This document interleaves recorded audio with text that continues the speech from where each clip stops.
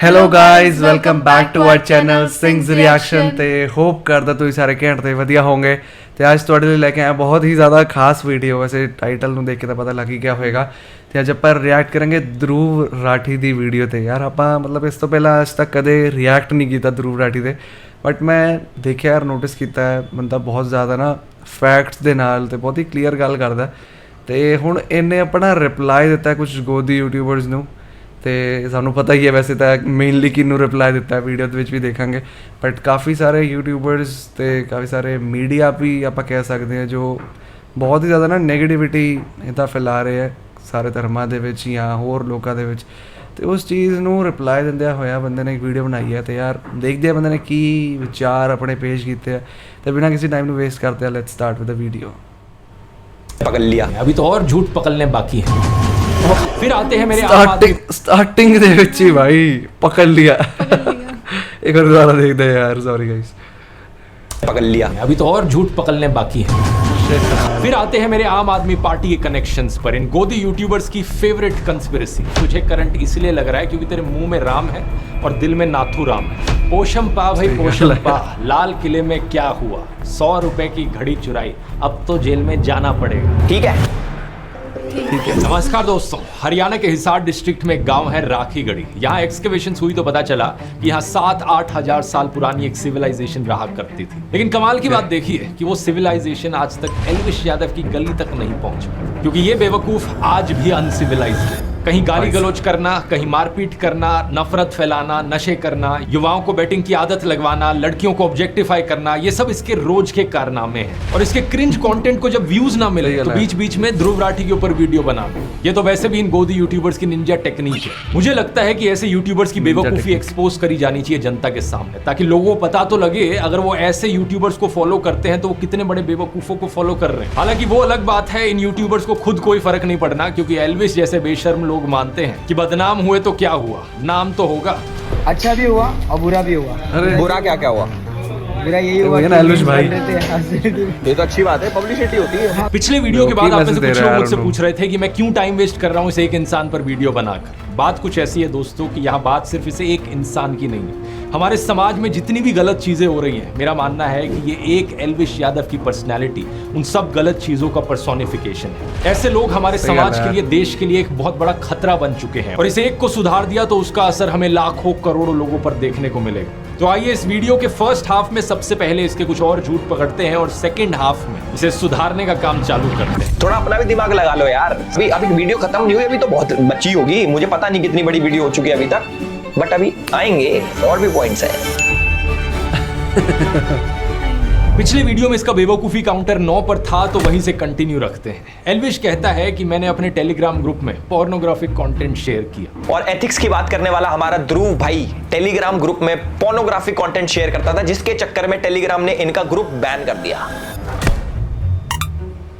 देख एल्विश, हर इंसान के पास यहाँ एक चीज होती है जिसका नाम है दिमाग। अगर तू इस चीज का थोड़ा सा भी इस्तेमाल कर लेता तो अपने आप से पूछता कि आखिर मैं अपने टेलीग्राम ग्रुप में पोर्नोग्राफिक कंटेंट क्यों शेयर करना चाहूंगा, मुझे क्या मिलेगा ये करके। ऑब्वियसली ये चीज झूठ है और मैंने ऐसा कभी नहीं किया। कुछ साल पहले टेलीग्राम पे एक ये बड़ा कॉमन बग था, गूगल पर सर्च करके देख टेलीग्राम पोर्नोग्राफिक बग, रेडिट पर ढेर सारे लोग मिल जाएंगे जो इस चीज को लेकर कंप्लेन कर रहे हैं कि ऐसा क्यों हो गया, जबकि उन्होंने ऐसा कुछ भी नहीं किया था। एनीवेज, फिर एल्विश मेरी टीम की बात करता है, कहता है कि मेरी टीम में 3 लोग हैं। ये अपनी वीडियो लिखवाता है विजेता दहिया से, समझ रहे हो, वो एक मूवी डायरेक्टर है और इनकी टीम में 3 बंदे काम करते हैं, राहुल, अक्षय और मानव।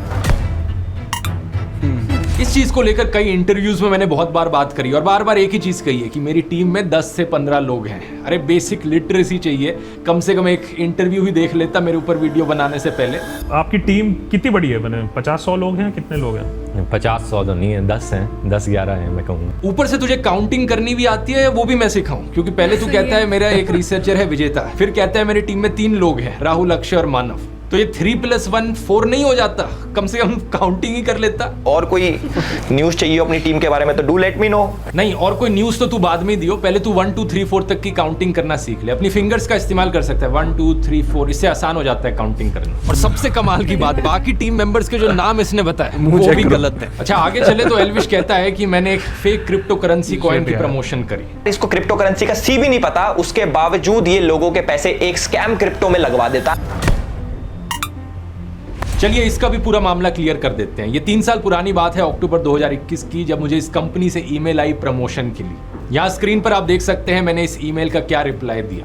मैंने लिखा कि मुझे इस प्रोजेक्ट के पीछे के इन्वेस्टर्स कौन है वो जानने हैं, मुझे उनकी डिटेल्स चाहिए और मुझे ये डिटेल्स चाहिए कि इनमें कोई चाइनीज इन्वेस्टमेंट्स तो नहीं है, क्योंकि मैं चाइनीज कंपनीज को प्रमोट नहीं करता। फिर मैंने इनसे कहा एक कॉल करने को, तो इनके सीईओ ने मेरे साथ डायरेक्टली बात करी। इन्होंने मुझे बार बार अपने डॉक्यूमेंट्स दिखाकर रीअश्योर किया कि जो भी मैं प्रमोट कर रहा हूँ वो सही चीज़ है, और प्रूफ के तौर पर इन्होंने economic times, money control, NDTV profit जैसे अखबारों में इन्होंने जो एडवर्टोरियल्स छापे थे वो भी दिखाए। तीसरा ये प्रमोशन आया था एक ऐसी एजेंसी से जिसके को फाउंडर खुद इंडिया के पॉपुलर यूट्यूबर्स में से हैं। ये एक एस्टैब्लिश्ड एजेंसी है जिसके साथ सभी यूट्यूबर्स रेगुलरली काम करते हैं, तो इसकी वजह से भी मेरी रीअश्योरेंस बढ़ गई। लेकिन बात कुछ ऐसी है दोस्तों कि मैं हूं तो एक इंसान ही, एक बायोलॉजिकल ह्यूमन बीइंग हूं मैं। मेरे अंदर कोई डिवाइन एनर्जी नहीं है कि मैं अंतर्यामी बन जाऊं जिससे मुझे पता लग जाए कि इस कंपनी के साथ फ्यूचर में क्या होने वाला है। क्योंकि ये तो ऐसी बात हो गई जैसे कि शाहरुख खान और अमिताभ बच्चन एवरेस्ट के मसालों की ऐड करते हैं और बाद में जब खबर आती है कि इन मसालों में कैंसरस केमिकल्स पाए गए तो आप शाहरुख खान सच्ची और गल है अमिताभ यार बच्चन से ते पूछते मतलब कि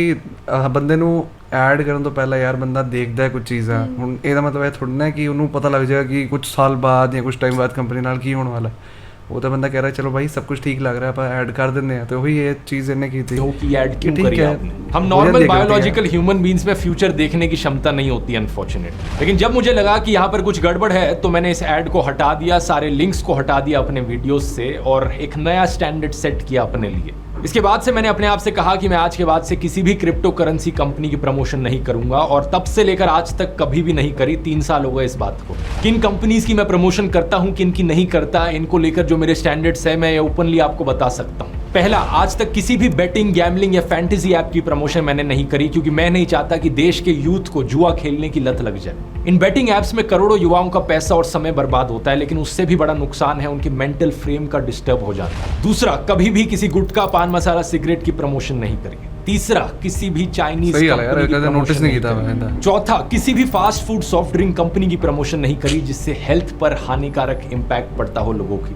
मैं जानता हूं कि करोड़ों लोग मुझे फॉलो करते हैं और किसी भी सेंस में, किसी भी एस्पेक्ट में इन करोड़ों में से किसी एक इंसान पर भी मैं बुरा असर नहीं डालना चाहता। मैं चाहता हूं कि और इन्फ्लुएंसर्स, एक्टर्स और यूट्यूबर्स मेरे से प्रभावित होकर यही सेम स्टैंडर्ड सेट करें ताकि समाज पर एक पॉजिटिव इंपैक्ट पड़ सके। और एल्विश जैसे लोग बिल्कुल दूसरे एक्सट्रीम में हैं जो पैसे का लालच दिखाकर कुछ भी बकवास प्रमोट कर देंगे। वर्ल्ड T20 चैंपियनशिप पे कोई आपका ओपिनियन मांगे तो भैया सीधा मना कर दो कि भैया हम ना दे रहे, हम देंगे पे और वहां पे जीतेंगे बढ़िया। ठीक है, एल्विश इन कंपनीज को प्रमोट कर रहा है। एग्जैक्टली इन्हीं कंपनी से मुझे भी ऑफर आए हैं बार बार प्रमोशन के। 20-20 लाख रुपए तक इन्होंने ऑफर किए हैं, लेकिन मैं अपना जमीर नहीं बेच सकता। इसी चीज को मैंने डिटेल में इस वाले वीडियो में समझाया है। अगर आपने नहीं देखा है तो इसका लिंक नीचे डिस्क्रिप्शन में। और एल्विश, इसी चीज की बात मैंने अपने YouTube कोर्स में भी करी है। मैंने देखा पिछली बार डिस्काउंट देने के बाद भी तूने कोर्स लिया नहीं। चल ऐसा करते हैं, तेरे लिए डिस्काउंट थोड़ा और बढ़ा देते हैं। अब एल्विश 40 की जगह एल्विश 420 कूपन कोड इस्तेमाल कर। इससे 420% ऑफ तो नहीं मिलेगा क्योंकि वो पॉसिबल नहीं होता, उतनी मैथ्स में जाने की जरूरत नहीं है। इससे 42% ऑफ मिलेगा। तो देख ले, अच्छा मौका है। और दोस्तों, अगर आप भी इंटरेस्टेड हो, आपके लिए भी अच्छी अपॉर्चुनिटी है। मैं आपको कुछ रिव्यूज दिखाना चाहूंगा लोगों के जिन्होंने इस कोर्स को अभी तक लिया है। कितना बढ़िया फीडबैक रहा है। 420 मैंने आज 420 ही अपना आपका ये कोर्स फिनिश किया है, बहुत अच्छा लगा। इसमें मैंने काफ़ी चीज़ें सीखी है, जैसे ideas for niche topic. All the aspects which can be there for a YouTuber are there in terms of how to grow, how to earn, what are the stresses, what are the challenges. And the best part was कि इस course में पूरी तरह से आपने अपनी life journey को connect किया है। मतलब जितने भी एग्जांपल्स आपने दिए हैं वो आपके खुद के एग्जांपल्स थे। You are among the best in the business, which is why I decided to learn from a young teacher like you. मुझे नहीं लगता इस कोर्स को खरीदने के बाद मुझे कोई और कोर्स खरीदने की जरूरत पड़ेगी। इस कोर्स से एक चीज मेरे को सीखने को मिला जो मैं काफी सालों से कंफ्यूज था ये सब चीज लेके। फर्स्ट एंड फॉरमोस्ट मेरा नीश, सेकंड कैसे क्या करना, कैसा टाइमिंग, स्पेशली आपका काइंड मास्टर हैक जो है उसका, वो मुझे बहुत अच्छा लगा। ये देश का शायद से सबसे पहला इतना डिटेल्ड कोर्स है जो आपको स्टेप बाय स्टेप सिखाता है कि कैसे आप YouTube को अपनी पार्ट टाइम जॉब या फुल टाइम करियर बना सकते हैं। इसमें 0 to 100 सब कुछ सिखाया गया है इस करियर के बारे में, और आपको स्पेसिफिकली 20 अलग अलग नीश के एग्जांपल्स भी बताए गए हैं। ऐसी फील्ड्स जिनमें मुझे लगता है कि सक्सेस, अगर बंदा अपना कुछ कहते ना आगे काम कर भी रहा थे दूजे ਨੂੰ सिखा के, वो भी कोई माड़ी चीज़ नहीं। ਉਹਨਾਂ ਦੇ ਕੈਰੀਅਰ ਦੇ ਰਿਲੇਟਡ ਕਿ ਉਹ YouTube ਤੇ ਕਿੱਦਾਂ ਗਰੋ ਕਰ ਸਕਦੇ ਆ ਮਤਲਬ ਚੰਗੀ ਗੱਲ ਹੈ ਯਾਰ हर कोई नहीं करता है बनाया जा सकता है लेकिन आज के दिन उन फील्ड्स में कोई YouTube चैनल एग्जिस्ट नहीं करता।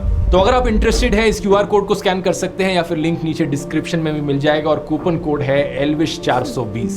टॉपिक पर वापस आए तो एल्विश मेरी DW के साथ भी कोई नई कंस्पिरेसी बनाने की कोशिश करता है। DW और ध्रुव राठी का एक कोलैब आता है, जिसको DW के बारे में नहीं पता तो DW के ऊपर एक वीडियो अपलोड होती है, एक डॉक्यूमेंट्री अपलोड होती है, जिसके अंदर वो दिखाते हैं कि कैसे इंडिया के अंदर हिंदूज मुस्लिम्स को अटैक करते हैं। और जैसे सारी न्यूज पोर्टल्स करते हैं, एक साइड की स्टोरी दिखाते हैं, तो हमारे DW ने भी एक साइड की दिखाई। अगर दूसरी साइड देखेगा नहीं तो दिखेगी भी नहीं ना। इसने एक वीडियो का थंबनेल लगाकर ये दिखा दिया कि ये तो सिर्फ मोदी के खिलाफ वीडियोस बनाते हैं। ऐसी 2 थंबनेल लगाकर मैं भी कह सकता हूँ ये देखो DW ने तो सिर्फ मोदी के फेवर में। Looking to launch your online store? Sprocket helps you build your dropshipping store in just 5 minutes with AI. में वीडियोस बनाए। इसके अंदर एक जर्नलिस्ट है इरफान मेहरा मतलब इतना था हर एक चैनल या हर एक जगह की गल कर लो मतलब कोई चीज़ दी वो बुराई भी कर दे कोई चीज़ दी अच्छाई कर दे क्योंकि जो चीज़ गलत दिखेगी वो तो बनाएंगे ना उस चीज़ से वीडियो काम करता है।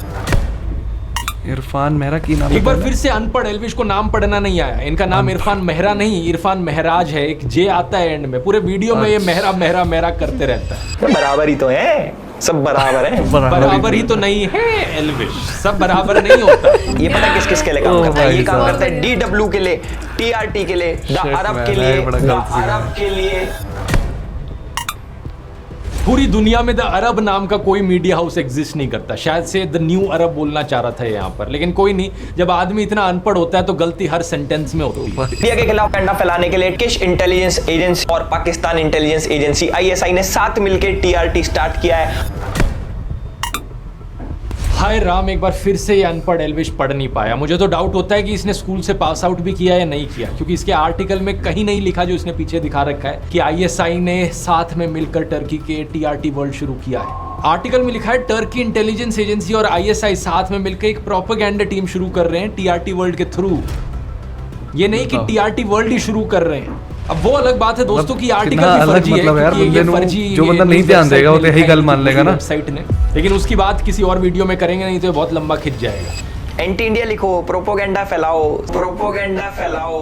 प्रोपोगेंडा नहीं एल्विश, प्रोपेगेंडा होता है नहीं। हाँ, NIA ने इरफान मेहरा को लास्ट ईयर अरेस्ट करा था क्योंकि इसके आतंकवादी ये जो क्या कहते हैं संगठन इनके साथ जुड़े हुए थे भाई। ये जितने भी बड़े बड़े अलकायदा पलकायदा होते हैं ना भाई यार, उनके साथ काम कर रहा था।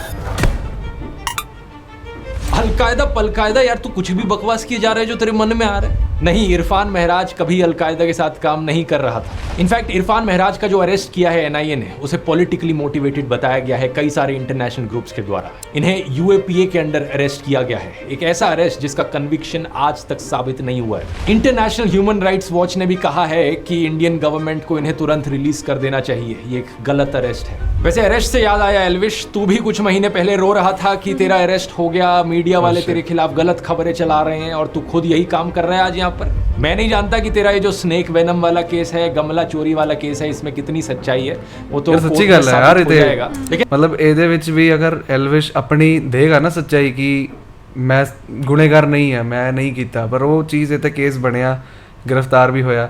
तो इदां यार दूजे गल भी है, मतलब अगर ਜਿਹੜੇ ਬੰਦੇ ਦੀ नहीं सच्चाई पता, अगर वो अरेस्ट कर ले पुलिस ने, ਤੁਸੀਂ बिना किसी जानकारी कोई फर्जी केस निकला और फिर भी पुलिस वालों ने तुझे अरेस्ट कर लिया, तो फिर मत रोइयो, क्योंकि तेरे को बचाने कोई ह्यूमन राइट्स वॉच नहीं आएगा।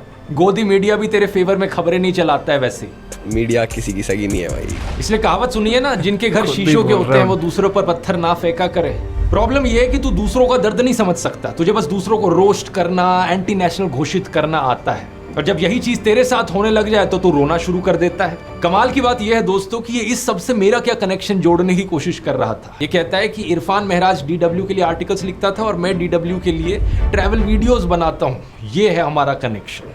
बताओ क्या लॉजिक है ये। तू बिग बॉस में गया था, डॉली बिंद्रा भी बिग बॉस में गई थी। तेरे लॉजिक से तो डॉली बिंद्रा और तू जिगरी दोस्त हो गए। ठीक है, फिर आते हैं मेरे आम आदमी पार्टी के कनेक्शंस पर, इन गोदी यूट्यूबर्स की फेवरेट कंस्पिरेसी।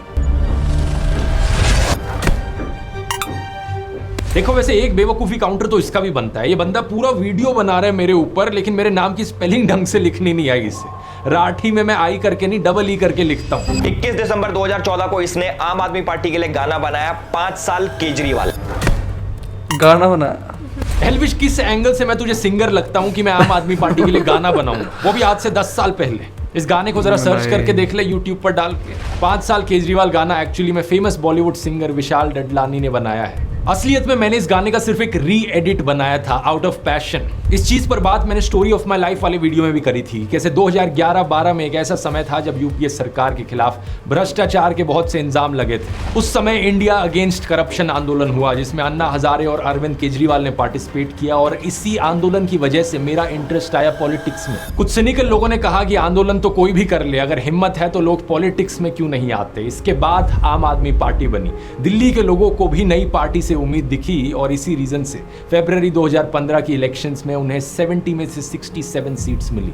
उस समय उनके पास बड़ी बड़ी कंपनियों के द्वारा दिया गया हजारों करोड़ का चंदा नहीं था, आम लोग ही उन्हें पॉलिटिकल फंडिंग दे रहे थे। क्योंकि मैं इस चीज को लेकर बड़े पैशनेटली फील करता था, तो मैंने ओपनली उन्हें सपोर्ट किया और वॉलंटियर किया उनके लिए अपनी एडिटिंग स्किल्स का इस्तेमाल करते हुए। मैं उस समय एक स्टूडेंट था, अपनी इंजीनियरिंग की पढ़ाई कर रहा था जर्मनी में, तो जो फ्री टाइम था उसमें मैंने कुछ ग्राफिक डिजाइनिंग करके इनके लिए पोस्टर्स बनाए और 1-2 गानों की एडिटिंग करी। लेकिन नोट करने वाली बात यह कि ना तो किसी ने मुझे कहा ये करने को, ना किसी ने मुझे पैसे दिए ये करने के लिए, और ना मैं कभी ऑफिशियली या अनऑफिशियली पार्टी का मेंबर था। जो मैंने किया अपनी मर्जी से किया, अपने पैशन के बल पर किया। 2017-18 तक भी आपको मेरी फेसबुक पोस्ट मिल जाएंगे, यूट्यूब वीडियोस मिल जाएंगे, जहां पर मैं उन्हें सपोर्ट कर रहा हूं ताकि उन्हें फुटेज मिल सके, भारत की राजनीति में एक नई पार्टी सरवाइव कर सके।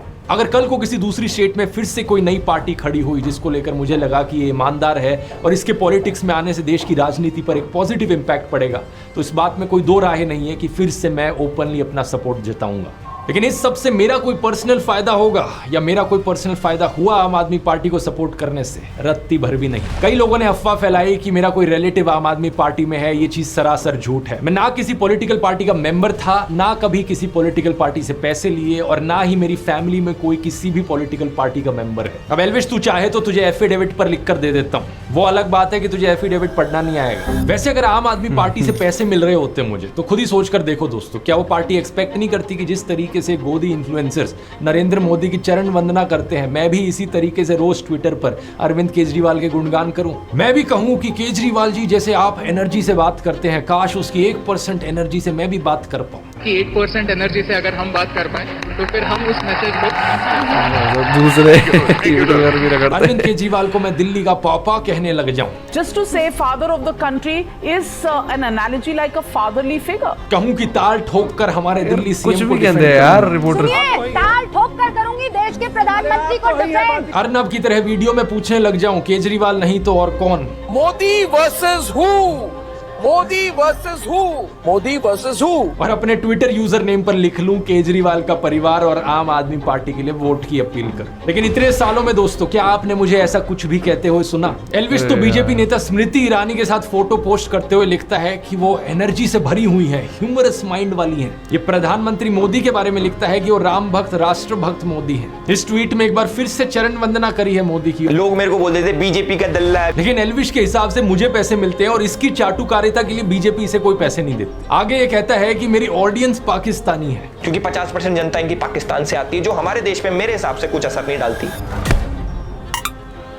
50% जनता पाकिस्तान से आती है, मतलब कुछ भी बोल देगा जो मन में आता है। बोलने को मैं भी बोल दूं, तेरा पूरा खानदान पाकिस्तान से आता है, लेकिन इससे बात सच तो नहीं हो जाएगी ना। ये देख ले मेरी ऑडियंस स्टैटिस्टिक्स, 80% से ज्यादा जनता इंडिया से है और बाकी 20% में से भी कम से कम 10% यार ऑब्वियसली ਗੱਲ ਹੈ ਹੁਣ ਬੰਦਾ ਵੀਡੀਓ ਅਪਲੋਡ ਕਰੇਗਾ ਜਿਹਦਾ ਬਹੁਤ ਵੱਡਾ ਚੈਨਲ ਹੈ, ਮਿਲੀਅਨਸ ਦੇ ਵਿੱਚ ਫਾਲੋਅਰਸ ਹੈ, ਉਹਦੀ ਵੀਡੀਓ ਇੰਡੀਆ ਤੋਂ ਬਾਹਰ ਤਾਂ ਵੀ ਜਾਏਗੀ ਨਾ।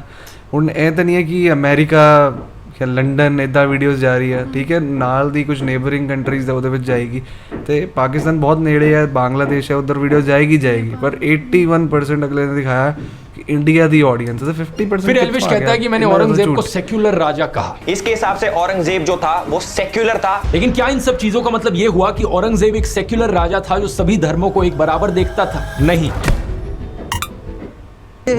क्या पता बोले है ना। हाँ मैं ही हूँ, क्या हुआ? ये ड्रॉप सर्विसिंग होता क्या है? आपके इतने एक बार फिर से प्रॉब्लम पता है क्या है, तू मुझसे पर्सनल खुन्नस निकाल रहा है, इसलिए कुछ भी बोले जा रहा है। मैंने उन्होंने वीडियो में कहा question था औरंगजेब कभी put किया सेक्युलर बन जाता था तो कभी कम्युनल बन जाता था जरूरत के हिसाब से, यानी कि वो अपॉर्चुनिस्ट था, बिल्कुल तेरी तरह। तू पहले मुनावर फारूकी के साथ क्रिकेट खेला सेक्युलर बनकर, आपस में हंस रहे थे, जादू की झप्पी दे रहे थे, फोटो क्लिक हो रही थी। ये देखिए भी आ गया वीडियो। ओ सॉरी गलत वीडियो चल गया, ये देखिए।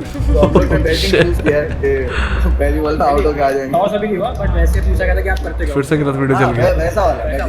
ओहो फिर से गलत वीडियो चल गया यार। एडिटर आम चूसना बंद कर, थोड़ा एडिटिंग पर ध्यान दे। तो ऑपोजिट टीम के मेन प्लेयर हमारे साथ हैं।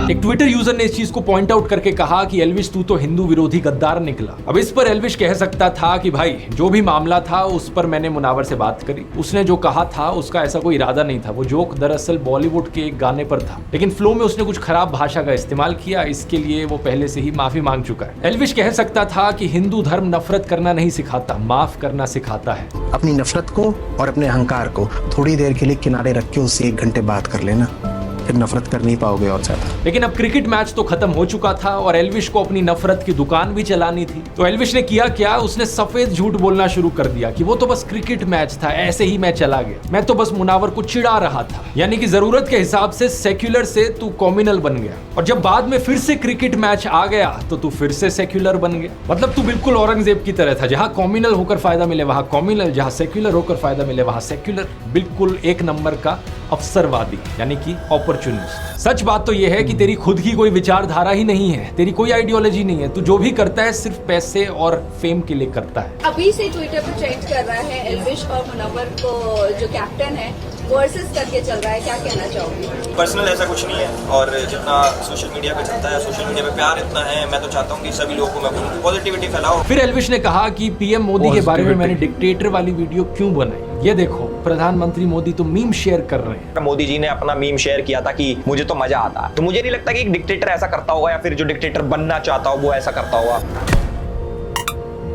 ये तो वही बात हो गई कि आपको कोई कहे कि शराब पीने से हार्ट डिजीज का रिस्क बढ़ता है, लिवर खराब हो जाती है आपकी, लेकिन आप कहो कि भाई शराब इतनी भी हानिकारक नहीं है, क्योंकि देखो शराब पीने से फीवर नहीं होता। दारू नहीं रे बाबा, दवाई है। कोई सेंस बना इस बात का? जो मैंने 10 एग्जांपल्स गिनवाए देश में बढ़ रही डिक्टेटोरियल टेंडेंसीज के, उनका क्या? जब मोदी हटाओ देश बचाओ के पोस्टर्स चिपकाने पर 6 लोगों को गिरफ्तार कर लिया जाता है, 140 से ज्यादा सांसदों को सस्पेंड कर दिया जाता है, ईडी जैसी सेंट्रल एजेंसीज का वेपनाइजेशन किया जाता है, तब जवाब में क्या आता है कि ये देखो पीएम मोदी ने मीम शेयर कर दिया। और वैसे इस मीम में था भी क्या? प्रधानमंत्री मोदी का एक कार्टून स्टेज पर डांस कर रहा था, इसमें कुछ अरेस्ट करवाने जैसा था क्या? इसे एक मीम को शेयर करने पर कोई अगर नरेंद्र मोदी को महान मानने लगे तो उस इंसान की चाटुकारिता का जो लेवल है ना वो अलग ही होगा। लोग मेरे को बोलते थे बीजेपी का दल्ला है, क्योंकि बस गूगल करके देख लो कितनी बार लोगों को अरेस्ट किया गया है नरेंद्र मोदी की आलोचना करने के लिए, इतनी लंबी लिस्ट मिल जाएगी। लेकिन एल्विश के हिसाब से ये सब ठीक है, और असली डिक्टेटर तो ध्रुव राठी है। मजाक नहीं कर रहा है, ये मुझे डिक्टेटर घोषित करने की कोशिश कर रहा है, क्योंकि मैंने कुछ गालीबाज बदतमीज ट्रोल्स को ब्लॉक कर दिया ट्विटर पर। मैं बताता हूँ डिक्टेटर कौन हो। डिक्टेटर होते हो भाई तुम। अगर किसी का अलग ओपिनियन है तो वो जरूर दे, लेकिन बदतमीजी एक ओपिनियन नहीं होता। जिन ट्रोल्स के स्क्रीनशॉट एल्विश ने शेयर किए, उन स्क्रीनशॉट्स में भी आप उनकी भद्दी भाषा का सैंपल देख सकते हैं। मैंने उनका ट्विटर अकाउंट गायब नहीं कर दिया ट्विटर से, मैंने उनको ब्लॉक किया सिर्फ मुझे फॉलो करने से। इसका ऑफलाइन वर्जन होगा कि कोई आपसे रियल लाइफ में बदतमीजी से बात करता है तो आप उससे बात करना बंद कर देते हैं। इस बेवकूफ एल्विश के हिसाब से ये डिक्टेटरशिप है मेरी। यूट्यूबर रमित वर्मा ANI और इसकी एडिटर स्मिता प्रकाश के ऊपर एक एक्सपोजिव वीडियो बनाते हैं, तो स्मिता प्रकाश का ANI 3 कॉपीराइट स्ट्राइक्स मारता है और रमित का YouTube channel official being human मुश्किल से बच पाता है। ये होता है असली फ्रीडम ऑफ ओपिनियन का दबाया जाना। एल्विश खुद कभी किसी होटल की लॉबी में किसी को थप्पड़ मारते हुए दिखता है, तो कभी अपने दोस्तों के साथ ले जाकर दिखता है। कभी ये सोशल मीडिया पर कहता है एक इंसान को टैग करके कि उसको गालियां दो डैश डैश डैश। एक समय पर एक गोदी इन्फ्लुएंसर ने कहा था ध्रुव राठी जिन मीडिया आउटलेट्स के न्यूज आर्टिकल्स दिखाता है उनको फांसी दे देनी चाहिए। कपिल मिश्रा जैसे बीजेपी नेता ने इस वीडियो को खुलकर सपोर्ट भी दिया था। लेकिन एल्विश के हिसाब से ये सब ओके है, और अगर अपनी प्रोफाइल पर आप दोस्तों कुछ गालीबाज ट्रोल्स को ब्लॉक कर दो, वो डिक्टेटरशिप हो जाती है। लोग मेरे को बोलते थे बीजेपी का दल्ला है। एक सो कॉल्ड धर्म संसद में जेनोसाइड के नारे लगाए जाते हैं, लेकिन एल्विश को इससे कोई एतराज नहीं होता, क्योंकि इसकी खुद की मानसिकता भी उसी टाइप की है। जरा इसकी ट्विटर प्रोफाइल पर जो कवर पिक लगी है उसे देखो। जानते हो किस फिल्म का स्क्रीनशॉट है? एक बॉलीवुड फिल्म के सीन का स्क्रीनशॉट है। फिल्म का नाम है शौर्या, जो हिंदी नाटक कोर्ट मार्शल और Hollywood film a few good main से इंस्पायर्ड है, जिसकी फोटो एल्विश ने लगाई है। ये कैरेक्टर फिल्म में कोई हीरो नहीं है बल्कि विलन है। ब्रिगेडियर प्रताप, जिसके मुस्लिम सर्वेंट जमील ने कम्युनल क्लैशेस के दौरान उसके परिवार को खत्म कर दिया था। तब से उसके मन में सभी मुसलमानों के प्रति नफरत थी और वो सभी मुसलमानों का सफाया कर देना चाहता था। इसलिए वो अपने जूनियर मेजर राठौड़ को ऐसा करने के लिए कहता था, वरना ये लोग हमें खा जाएंगे, मयूर विहार के सैकड़ों घरों को खा जाएंगे ये लोग। फिल्म के आखिर में जब ये रिवील होता है तो इंडियन आर्मी ब्रिगेडियर प्रताप को ड्यूटी से रिलीव कर देती है, केस चलाने का ऑर्डर देती है और गिरफ्तार कर लेती है। तो बेसिकली ये फिल्म हमारी इंडियन आर्मी के ऑनर और प्रिंसिपल्स को दिखाती है कि जो भी ऑफिसर आर्मी के प्रिंसिपल्स पर कलंक लगाता है उसे टॉलरेट नहीं किया जाएगा। जैसे कि 2018 का न्यूज आर्टिकल देखिए, बीजेपी नेता और उस समय के असम के मुख्यमंत्री सर्बानंद सोनोवाल ने एक जनरल कोर्ट मार्शल वर्डिक्ट को वेलकम किया, जिसमें कि एक मेजर जनरल सहित 7 आर्मी पर्सनल्स को 1994 फेक एनकाउंटर के लिए लाइफ इम्प्रिजनमेंट की सजा सुनाई गई। उन्होंने कहा कि इससे लोगों का जुडिशरी और आर्मी में विश्वास मजबूत होगा। हमारी इंडियन आर्मी का मोटो है दोस्तों, सेवा परमो धर्म। लेकिन इस बेवकूफ एल्विश की आर्मी इंडियन आर्मी की ऑनर, एथिक्स और प्रिंसिपल्स को कहां समझेगी? ये तो पूरी दुनिया के मुसलमानों के खून के प्यासे हैं। इससे तो सांप भी डरता है कि कहीं ऐसा जहरीला इंसान हमें ही ना काट ले। और मैं चीजों को एग्जैजरेट नहीं कर रहा हूं दोस्तों, इसका एक और उदाहरण दिखाना चाहूंगा। पिछले साल अक्टूबर में इजराइल पर हमास का आतंकी हमला हुआ, जिसमें 350 इजरायली मारे गए। इस पर मैंने एक वीडियो बनाया था यहाँ पर। उसके बाद इजराइल ने अटैक किया। अब तक गाजा में 17 लाख लोग बेघर हो चुके हैं, 37,000 से ज्यादा लोग मारे जा चुके हैं। युद्ध के इंटरनेशनल रूल्स जैसी चीज को इजराइल ने बहुत पहले ही छोड़ दिया। हॉस्पिटल्स पर भी अटैक हुए हैं। रिसेंटली एक हमला हुआ राफा शहर में एक टेंट कैंप पर, जहां 45 लोग मारे गए। इसमें आधे से ज्यादा औरतें, बच्चे और बूढ़े थे। इस मैसेकर पर ग्लोबल आउटरीच देखने को मिली। यूनाइटेड नेशंस के सेक्रेटरी जनरल ने कहा कि गाजा में कोई सेफ जगह नहीं है, यह हॉरर रुकना चाहिए। पेरिस में 10,000 लोगों ने इजरायली एम्बेसी के बाहर डेमोन्स्ट्रेशन किया। अमेरिका के नेशनल सिक्योरिटी काउंसिल स्पोक्सपर्सन ने कहा कि इजराइल को सिविलियंस को प्रोटेक्ट करने के लिए प्रिकॉशंस लेनी चाहिए। इजिप्ट, सऊदी अरेबिया, कतार, आयरलैंड, जर्मनी, फ्रांस सब ने एक स्टेटमेंट जारी करी है और ऑल आइज ऑन रफा वाली ये एक AI इमेज ऑलमोस्ट 5 करोड़ लोगों ने बहुत ज्यादा बहुत से इंडियन सेलिब्रिटी इंस्टाग्राम पे देखिए तो काफी डैमेज हो गई। नो प्रॉब्लम, मैंने पॉलिसी बाजार को ਇਹਦੇ ਵਿੱਚ ਵੀ ਦਿੱਕਤ ਹੋਏਗੀ कार का रिपेयर और क्लेम सेटलमेंट सब हम इस फोटो ਤੇ ਨਾ ਲੋਕਾਂ ਨੇ ਇਹ बोलना शुरू करता कि काफी सेव किया। पॉलिसी इंडियन सेलिब्रिटीज पॉलिसी बाजार पे कार इंश्योरेंस कंपेयर करके 8,000 रुपए तक बचा। सुनिया सीगा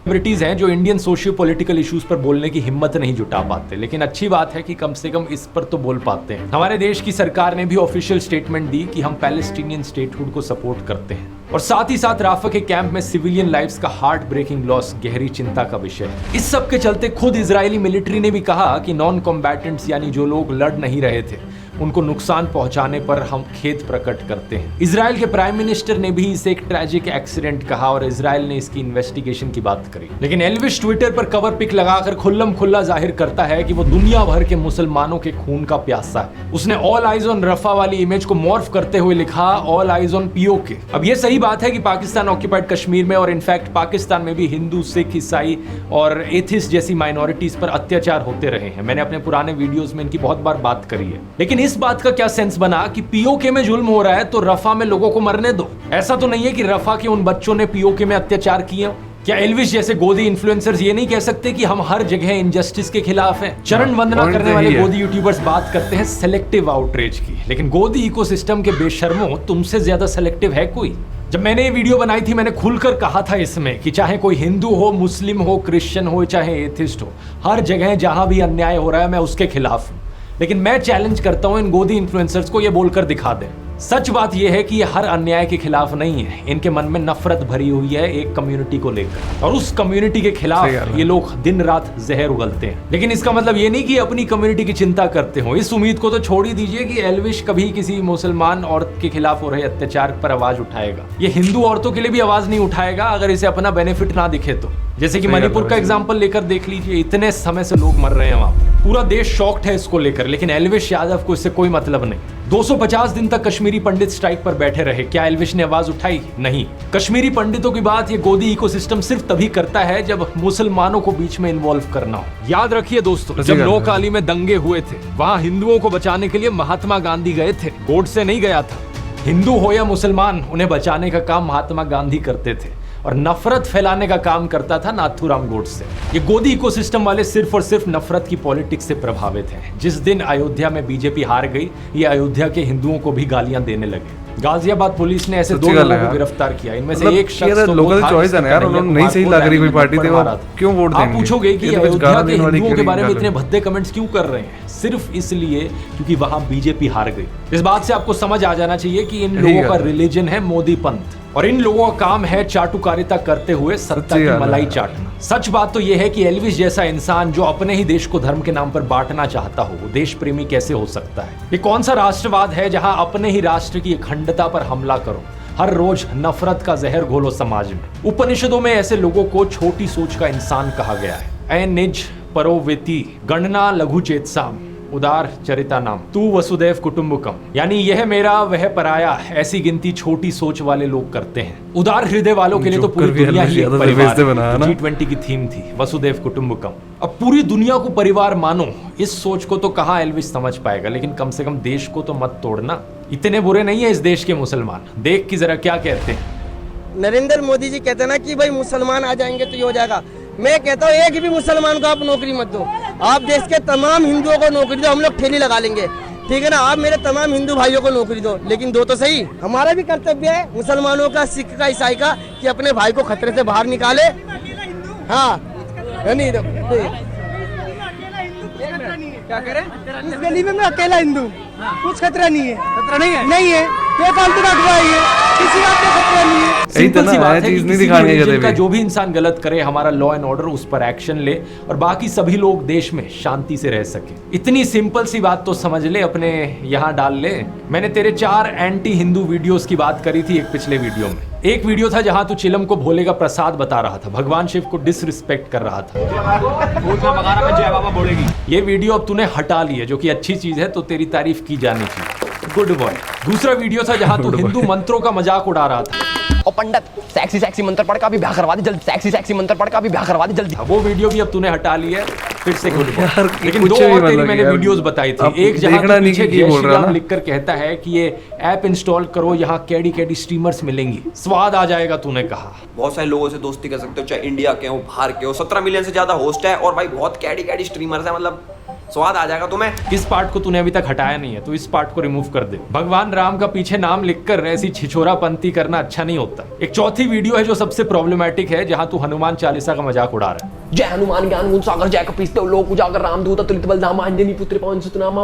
ये वीडियो तूने अभी तक नहीं हटाई है, तो इसका लिंक मैं नीचे डिस्क्रिप्शन में डाल देता हूँ। टाइम कोड है 550 से लेकर 608, 851 से लेकर 905। अब इस वीडियो को देखने के बाद इस पार्ट को ट्रिम कर दियो। अब अगली बात यह है कि तू भगवान राम की तस्वीर लगाकर एक हुडी बेच रहा है, धर्म के नाम पर अपना बिजनेस चला रहा है। प्रॉब्लम वाली बात यह है कि तू हिंदू धर्म के शास्त्रों के साथ छेड़छाड़ कर रहा है। आचार्य प्रशांत बता चुके हैं, मैंने भी कई वीडियोस में बताया है कि धर्म हिंसा तथैव च, ये लाइंस किसी हिंदू स्क्रिप्चर में कहीं नहीं कही गई है, कहीं नहीं लिखा हुआ है धर्म हिंसा तथैव च। और इससे आपके रोंगटे भी खड़े हो जाने चाहिए कि ये कौन सी सेंट्रलाइज्ड कॉन्स्पिरेसी यूनिट है जो इतनी बड़ी बड़ी साजिशें करती है कि जो बात धर्म ग्रंथ में लिखी भी नहीं हुई है उसको संस्कृत में लिख करके उसको चारों तरफ व्हाट्सएप से और दूसरे जरियों से फैला देते हैं। तो या तो तू मुझे दिखा दे कि किसी हिंदू स्क्रिप्चर्स में ये लाइंस लिखी गई हैं, या फिर इस हुडी को अपनी क्लोथिंग लाइन से हटा दे, नया डिजाइन करवा लियो जिसमें एक्चुअली में हिंदू स्क्रिप्चर्स की लाइनें लिखी हो अपने हुडी पर। अब मैंने भगवान राम के ऊपर वीडियोस बनाए तो तुझे करंट लग गया। हमारे ध्रुव भाई इतने बड़े राम भक्त है। तुझे करंट इसलिए लग रहा है क्योंकि तेरे मुंह में राम है और दिल में नाथूराम है। ये जो तेरे दिल में नाथूराम गोडसे है ना, इसको बाहर निकालना है। तेरे दिल को शुद्ध करने की जरूरत है। इसमें उपनिषद की वसुदेव कुटुंबकम की हिंदू टीचिंग्स डाल। अब बातें तो और भी बहुत सी हैं करने की, लेकिन ये वीडियो काफी लंबा हो रहा है। खासकर तेरी मिसोजिनी के बारे में अभी ज्यादा बात करी नहीं है। किसी औरत को तू मजाक में चुड़ैल कहता है, भाई ये देख लो गाइस चुड़ैल। तो फिर एक वीडियो में कहता है कि ये लड़कियां मजे लेने वाली नहीं होती। लड़कियां देख के तुम्हें मजा आ जाएगा, नहीं मजा करने वाली लड़कियां तो नहीं है भाई। कार लेने जाता है तो तुझे ये समझ नहीं आता कि सेल्स गर्ल भी किसी की बहन बेटी होती है। अपना पेट पालने के लिए नौकरी कर रही है, तो इसका मतलब ये नहीं कि तू और तेरे दोस्त उस पर वल्चर्स की तरह नजरें गाड़ने लगे।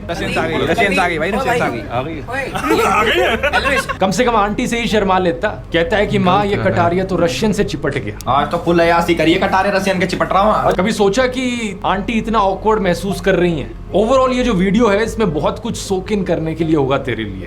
तू ज्यादा कंफ्यूज ना हो जाए, इसलिए क्लियर कट सिंपल भाषा में 10 टास्क तेरे को देना चाहूंगा।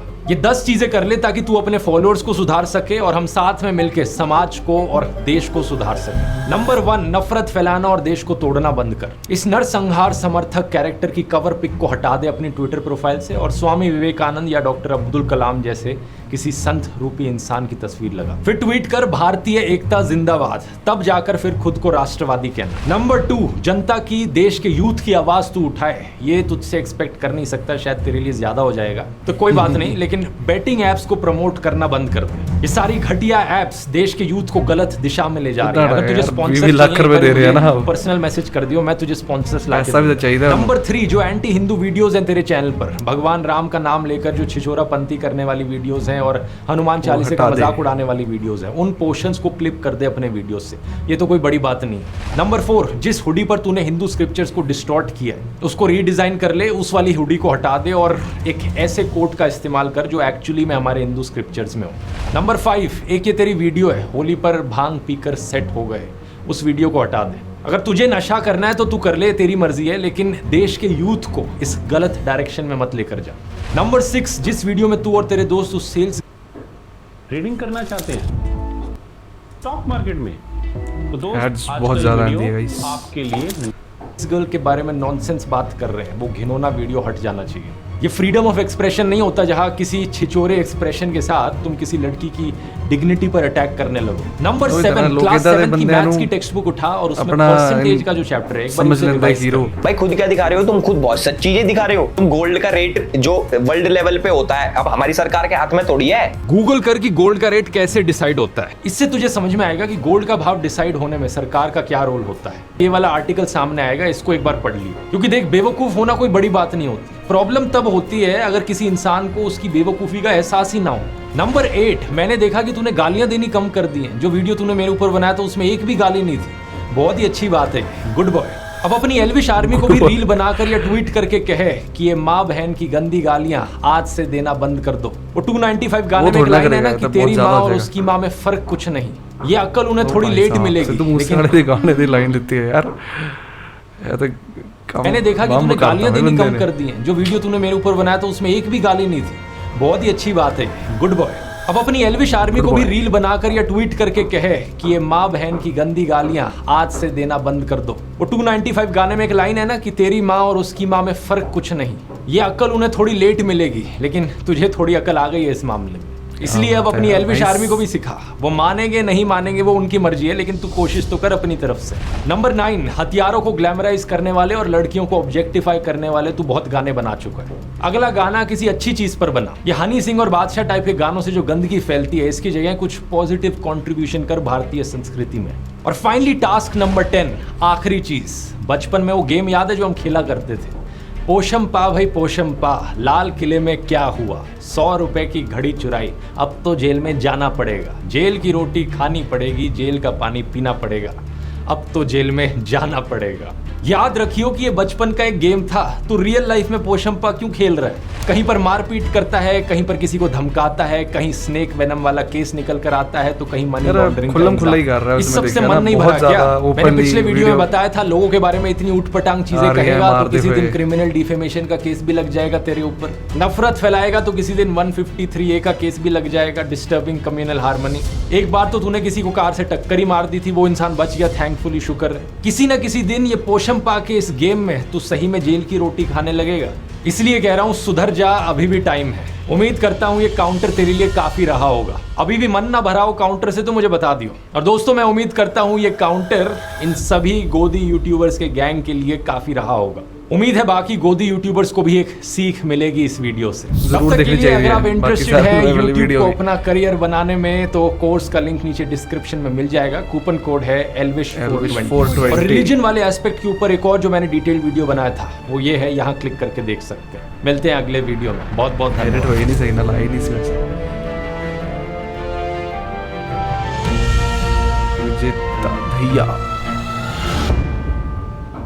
क्या यार, नाइस। ओके गाइस, ते आज आप रिएक्ट किया एल्विश यादव, सॉरी ਇੰਨਾ ਜ਼ਿਆਦਾ ਐਲਵਿਸ਼ ਹੋ ਰਿਹਾ ਸੀ ਵੀਡੀਓ ਦੇ ਵਿੱਚ, ਨਾਮ ਭੁੱਲ ਗਿਆ। ਧਰੂਵ ਰਾਠੀ ਦੀ ਵੀਡੀਓ ਤੇ ਯਾਰ ਬਹੁਤ ਹੀ ਜ਼ਿਆਦਾ ਬੰਦੇ ਨੇ ਨਾ ਫੈਕਟਫੁਲ, ਮਤਲਬ ਕਿ ਇੱਦਾਂ ਨਹੀਂ ਕਿ ਕੁਛ ਵੀ ਬੋਲਿਆ, ਉਸ ਬੰਦੇ ਦੇ ਪੁਆਇੰਟਸ ਨੂੰ ਲੈ ਕੇ ਉਹਨੂੰ ਹੀ ਰਿਪਲਾਈ ਕੀਤਾ ਬੰਦੇ ਨੇ, ਤੇ ਫੈਕਟਸ ਦੇ ਨਾਲ ਚੀਜ਼ਾਂ ਦੱਸੀਆਂ। ਤਾਂ ਯਾਰ ਬਹੁਤ ਸਹੀ ਚੀਜ਼ ਹੁੰਦੀ ਹੈ, ਨਾ ਕੋਈ ਬੰਦੇ ਨੇ ਗਾਲੀ ਗਲੋਚ ਕੀਤਾ, ਨਾ ਬੰਦੇ ਨੇ ਗਲਤ ਲੈਂਗੁਏਜ ਯੂਜ਼ ਕੀਤੀ, ਬੰਦੇ ਨੂੰ ਫੈਕਟ ਨਾਲ ਬੰਦੇ ਨੂੰ ਰਿਪਲਾਈ ਦਿੱਤਾ, ਤੇ ਯਾਰ ਬਹੁਤ ਵਧੀਆ ਲੱਗਿਆ। ਤੇ ਕਾਫੀ ਸਾਰੇ ਗੋਦੀ ਯੂਟਿਊਬਰਸ ਜਾਂ ਹੋਰ ਲੋਕ ਜੋ ਖਾਲੀ ਨਫ਼ਰਤ ਫੈਲਾਉਣਾ ਚਾਹੁੰਦੇ, ਉਹ ਵੀਡੀਓਜ਼ ਨੂੰ ਜ਼ਰੂਰ ਦੇਖਣ ਇੱਦਾਂ ਦੀ ਕਿ ਉਹਨਾਂ ਦਾ ਦਿਮਾਗ ਖੁੱਲ੍ਹੇ, ਉਹਨਾਂ ਦੀਆਂ ਅੱਖਾਂ ਖੁੱਲ੍ਹਣ। ਬਾਕੀ ਹੋਪ ਕਰਦੇ ਆ ਤੁਹਾਨੂੰ ਵੀ ਇਹ ਵੀਡੀਓ ਤੇ ਰਿਐਕਸ਼ਨ ਪਸੰਦ ਆਇਆ ਹੋਵੇਗਾ। ਜੇ ਪਸੰਦ ਆਇਆ ਤਾਂ ਲਾਈਕ ਸ਼ੇਅਰ ਜ਼ਰੂਰ ਕਰਨਾ ਵੀਡੀਓ ਨੂੰ, ਔਰ ਚੈਨਲ ਨੂੰ ਸਬਸਕ੍ਰਾਈਬ ਕਰਨਾ ਨਾ ਭੁੱਲਣਾ। ਤੇ ਮਿਲਾਂਗੇ ਫਿਰ ਨੈਕਸਟ ਵੀਡੀਓ ਦੇ ਵਿੱਚ, ਤਦ ਤੱਕ ਲਈ ਟੇਕ ਕੇਅਰ ਤੇ ਬਾਏ ਬਾਏ।